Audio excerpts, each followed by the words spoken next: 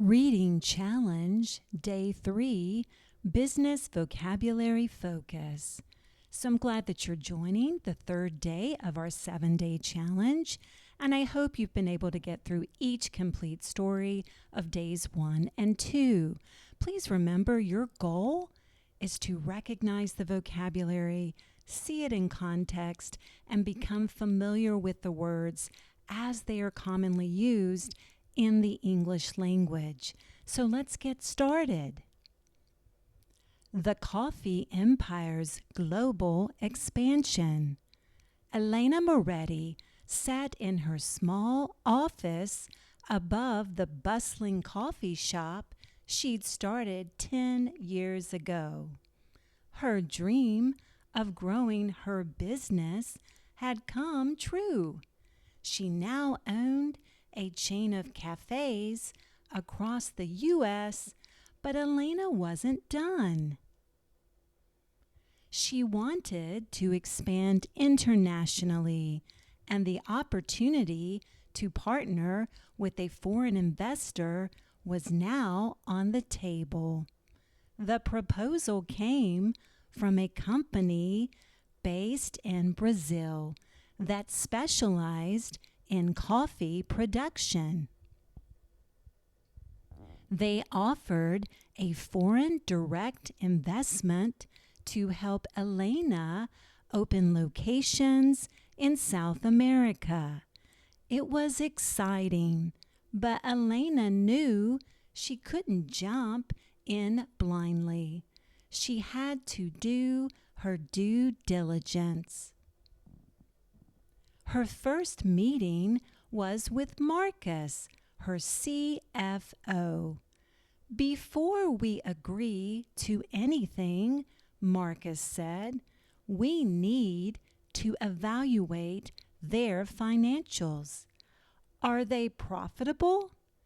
How do their earnings compare to their liabilities?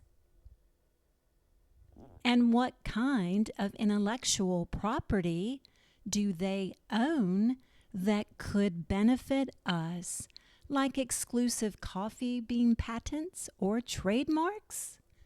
Elena nodded. Good points. I also want to know how currency exchange will impact our profits. If the Brazilian real fluctuates too much against the U.S. dollar, it could hurt our earnings. Next, Elena met with Priya, her business strategist. I think diversification is key here, Priya said.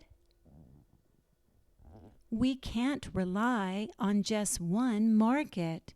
Expanding internationally will reduce risk, but will need leverage to secure favorable terms. What about seeking additional funding from a hedge fund? They could give us the capital boost we need without giving up equity. That's risky, Elena replied. Hedge funds can demand quick returns, and I don't want to lose control of the company. If this doesn't work out, we'll need a solid exit strategy to protect what we've built. Priya nodded thoughtfully. Then let's build the fiscal plan carefully, keeping in mind the liabilities. We also need to think about the fiscal year timeline. If we time this expansion wrong, we might strain our cash flow. After weeks of analysis, Elena and her team finalized their plan.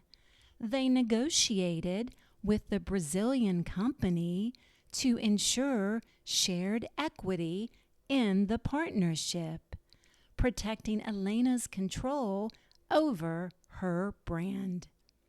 They also hedged their risk by setting up agreements to stabilize currency exchange rates and protect their earnings. As the fiscal year came to a close, Elena signed the deal.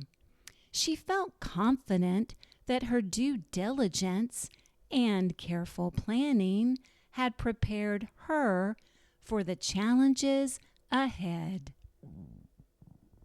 Months later, Elena stood in front of her first South American cafe, the aroma of freshly brewed coffee filling the air.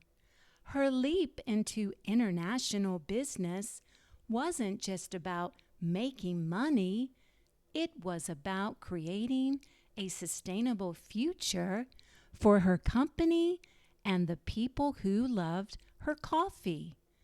Elena smiled, knowing she'd built something that could thrive no matter where in the world her journey took her. You made it to the end of the text. Good job. Congratulations. Join me for a Day 4 challenge story tomorrow. Please don't forget to subscribe and like the video if you were able to receive some valuable information today from Vibing with Vocab. I look forward to reading with you tomorrow.